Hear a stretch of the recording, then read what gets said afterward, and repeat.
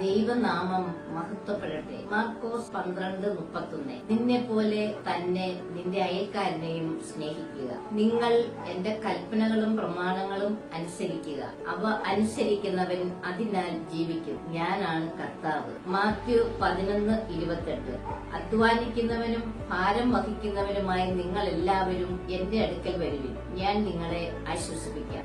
തോബിത്ത് 4:15. നിനക്ക് അഹിതമായത് അവരനോടും ചെയ്യരുത്. പ്രായം ചെന്ന് നരച്ചവരുടെ മുൻപിൽ ആദരപൂർവ്വം എഴുന്നേൽക്കുകയും അവരെ ബഹുമാനിക്കുകയും വേണം. പുറപ്പാട് 23:8. കൈക്കൂലി വാങ്ങരുത്, അത് വിജ്ഞനെ അന്ധനാക്കുകയും നീതിമാനെ കള്ളം പറയാൻ പ്രേരിപ്പിക്കുകയും ചെയ്യുന്നു. സത്യമായി ഞാൻ നിങ്ങളോട് പറയുന്നു, എന്റെ ഏറ്റവും എളിയ ഈ സഹോദരന്മാരിൽ ഒരുവന് നിങ്ങൾ ഇത് ചെയ്തു കൊടുത്തപ്പോൾ എനിക്ക് തന്നെയാണ് ചെയ്തു തന്നത്.